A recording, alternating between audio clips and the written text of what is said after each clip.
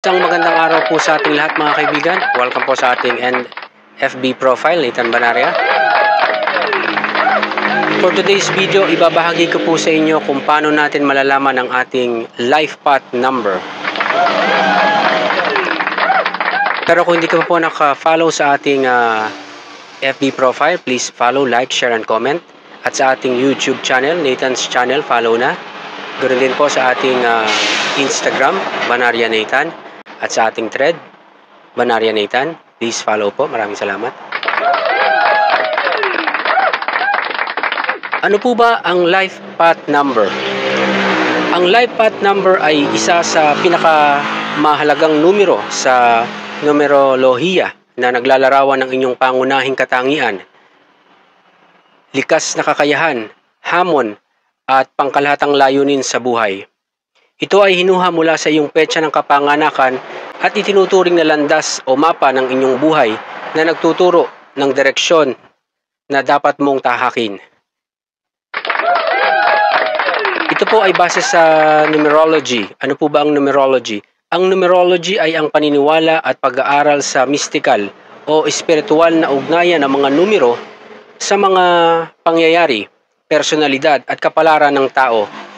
Ito ay isang sinaunang sistema kung saan ang mga numero mula sa petsa ng kapanganakan, pangalan at iba pang aspeto ng buhay ay binibigyan ng makahulugang interpretasyon.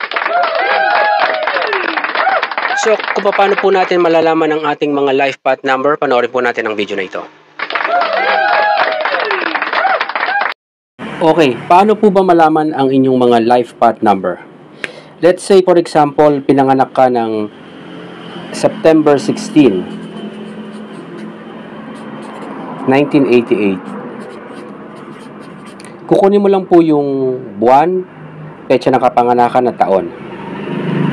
9/16, 1988, for example.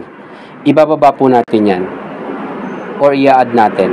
9 plus 1 plus 6 plus 1 plus 9 plus 8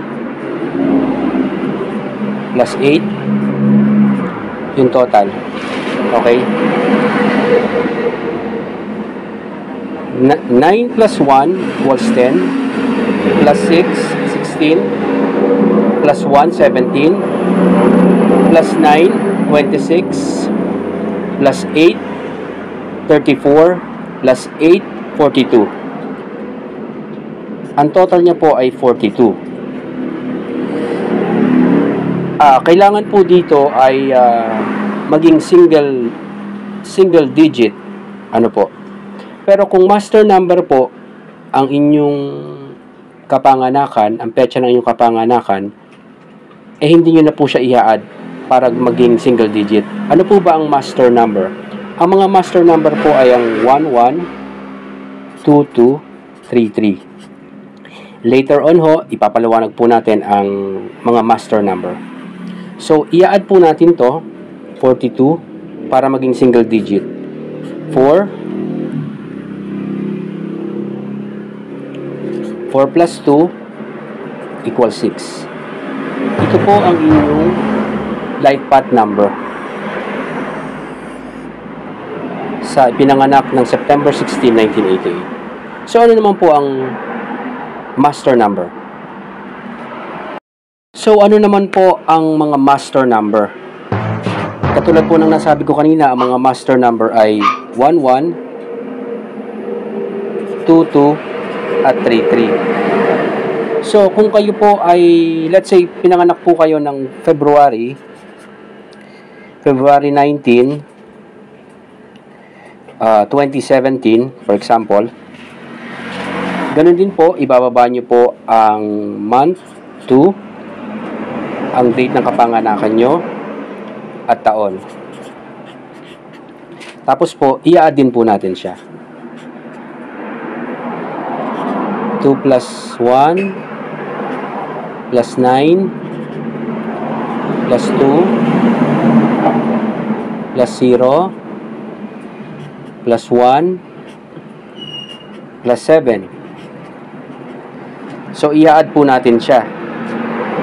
0 plus 2 equals 2, plus 1, 3, plus 9, 12, plus 2 equals 14, plus 0 equals 14, plus 1 equals 15, plus 7 equals 22.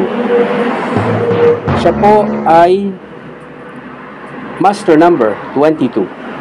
So, hindi nyo na po siya i-add para maging single digit. Kasi po, siya po ay master number na. So, ganun po kukunin ang mga master number. Sa next video po natin, ipapaliwanag naman po natin kung ano po ang meaning ng inyong mga life path number. Salamat po. There you have it. Yan po ang paraan kung paano malaman ang ating mga life path number. Sa susunod po nating video ay iisa-isain po natin yung mga number, kung ano po ang ibig sabihin nito, yung ating mga life path number, kung anong ibig sabihin nito sa ating buhay.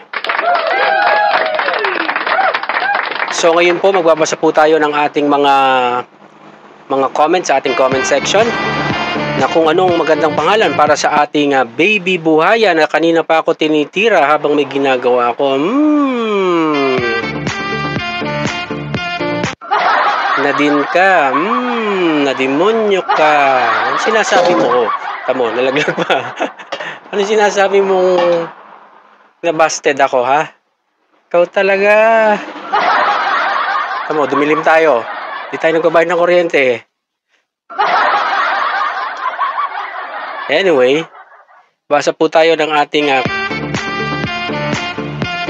basa po tayo ng mga nag-comment sa ating comment section. Pasensya na po, hindi ko na po mahanap yung ibang mga nag-comment dahil medyo matagal tayo bago nag-video ulit, mga kaibigan. Pero ito, may nahanap ako. Sabi ni Jerry Rada, ang bagay na pangalan kay baby buhaya ay Salde Buhaya.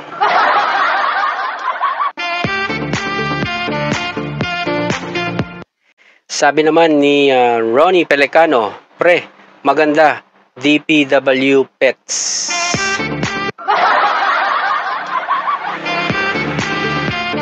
Basahin din po natin ang mga nag-message sa Messenger.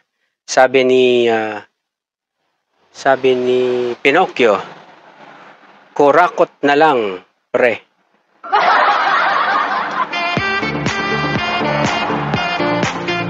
Sabi naman ni Ricardo, baby buhaya na lang, mas bagay pa.